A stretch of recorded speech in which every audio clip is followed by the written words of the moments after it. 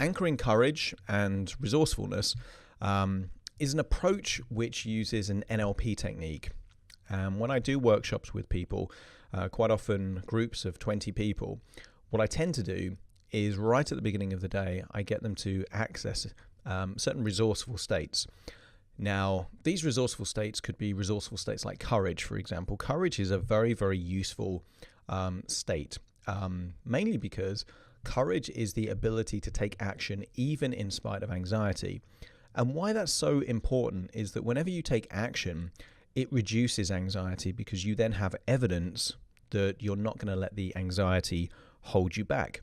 How anchoring works, if you look at the image on the right-hand side of the screen here, there is a psychological principle called the law of dominant effect. And essentially what it means is that you can't have two conflicting emotions experienced at the same time. So you can't experience happiness and sadness at the same time. You can't experience fascination and disdain or boredom at the same time. It's just not possible.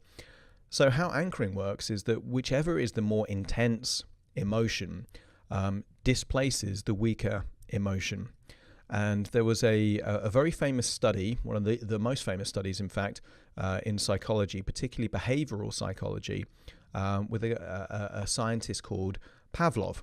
And what Pavlov did is he noticed that when he studied dogs, particularly their eating habits, what he was able to do, and he did this study where he attached test tubes to the saliva glands of dogs. And then what he found is that if he gave the dogs their food, the actual providing of them of their food increased the amount of saliva. He then did something which is the basis of conditioning, which he found that if he rang a bell at the very same time as giving the dogs their food, what would happen is that they learned that the bell represents their food, to the extent that simply ringing the bell also caused the dogs to salivate more because they associated it. And if you have a pet dog, you've probably experienced something similar, where simply picking up a lead, even if you don't plan on taking your dog for a walk, still gets the dog excited because it associates the lead with going for a walk, something that's pleasurable. So we can take this principle, and it's just using NLP techniques is a more precise version of essentially this conditioning learned response process. So what we do is we get people to go back to a time where they felt very courageous or very fascinated or very resourceful, and then we anchor that. We get them re-experiencing in a particular way an intense emotion that is a useful, resourceful state. And then we get some kind of physical and auditory trigger to enable them to access that state when they want it. Now, to give you an idea, this exists in advertising all the time. Certain jingles for companies, for example, certain smells can be anchored. I'm sure you've had the experience of experiencing a particular smell, for example, or favorite song. Supermarkets will have the smell of freshly baked bread actually kind of pumped out to the front of the store so that you have that kind of reaction. Smells, for example, tend to be very powerful influencers on emotional states. So the key thing that the way that it works on the anchoring, and I do this face-to-face, but I also have an audio download of this process because the structure that it follows it makes it possible for someone to experience this without having to work with me one-on-one. Really is about going to that point where they had the very resources that are going to be necessary to start eroding the fear.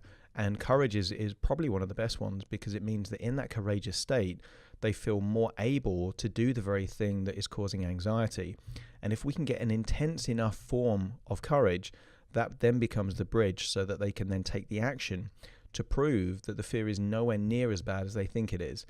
And I mean, I do phobia workshops where arachnophobes, high-level arachnophobes, turn up. And at the end of that course, they will hold huge tarantulas. And the reason that they do that is to provide evidence that they are through their fear. But there is an interesting thing that I've observed, and that is that what's happening in their head is different from what's happening in reality. So they might have to take 5 or 10 minutes to work themselves up to that courageous state where they can actually have a tarantula walk across their hand. Here's the interesting thing. At the very point where the tarantula has walked across their hand, there's a feeling of, oh, was that it? The anticipation and the internal perception of the fear was completely separated from the reality of that experience.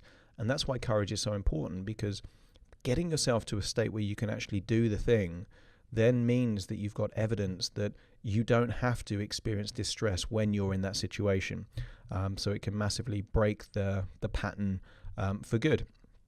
So as part of the 7-day phobia removal system, this is one of the audio downloads that you will experience. And you can use this again and again. And also not just for phobias, but simply accessing certain resourceful states. That could be confidence, for example. Maybe there's something that you want to do and you want a bit more confidence, or you want a bit more creativity. You can use this exact same process to experience resourceful emotional states that might be useful at some point in the future. So this is anchoring courage and resourcefulness.